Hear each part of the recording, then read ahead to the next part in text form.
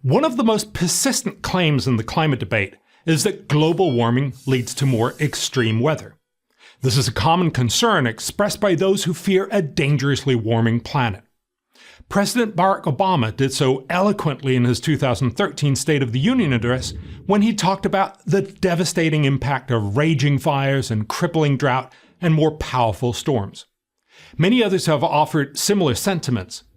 Global warming is a problem that needs to be addressed, but exaggeration doesn't help and often distracts us from simple, cheaper, and smarter solutions. To find those solutions, let's address the three horsemen of the climate apocalypse to which President Obama referred. Historical analysis of wildfires around the world shows that since 1950, their numbers have decreased globally by 15%. Estimates published in the Proceedings of the National Academy of Sciences shows that even with global warming, the level of wildfires will continue to decline until mid-century and won't resume on the level of 1950, the worst for fire, before the end of the century. Claiming that droughts are a consequence of global warming is also wrong. The world has not seen a general increase in drought. A study published in Nature in March 2014 shows globally that there's been little change in drought over the past 60 years. The UN Climate Panel in 2012 concluded, some regions of the world have experienced more intense and longer droughts, in particular in southern Europe and West Africa. But in some regions, droughts have become less frequent, less intense, or shorter, for example in central North America and northwestern Australia.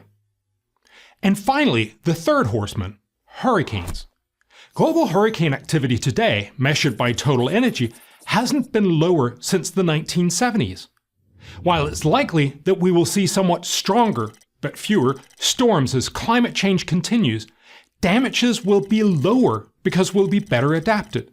A March 2012 Nature study shows that the global damage cost from hurricanes will be 0.02% of gross domestic product by 2100, down 50% from today's 0.04%. Let me make this clear.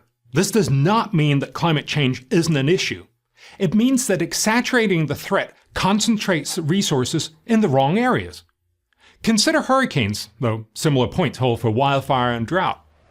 If the aim is to reduce storm damage, then first focus on resilience, better building codes, and better enforcement of those codes. Ending subsidies for hurricane insurance to discourage building in vulnerable zones would also help, as would investing in better infrastructure, from stronger levees to higher capacity sewers. These solutions are quick and comparatively cheap. Most important, they would diminish future hurricane damage, whether climate-induced or not.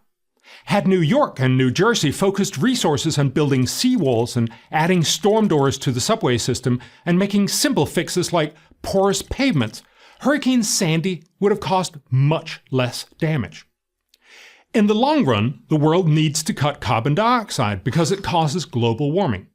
But if the main effort to cut emissions is through subsidies for chic renewables like wind and solar power, virtually no good will be achieved at very high cost.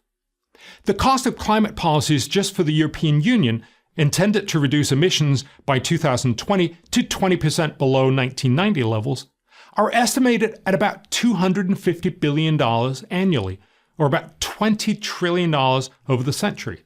And the benefits, when estimated using a standard climate model, will reduce temperatures only by an immeasurable 1/10 of a degree Fahrenheit by the end of the century. Even in 2040, under its most optimistic scenario, the International Energy Agency estimates that just 2.2% of the world's energy will come from wind and solar. As is the case today, almost 80% will still come from fossil fuels.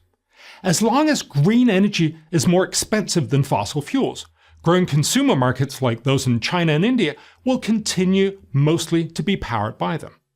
Solar, wind, and other renewables are still inefficient because they require subsidies of more than $120 billion a year. And even in 2040, they won't be efficient. The International Energy Agency estimates they will still require more than $200 billion annually.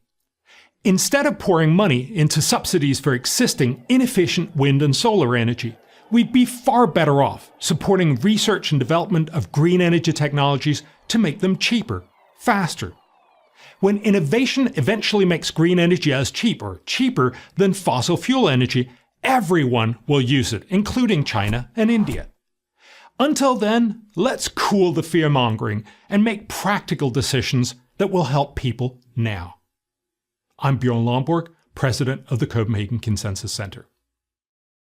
To subscribe to our YouTube channel, click here. To help keep our videos free, donate here.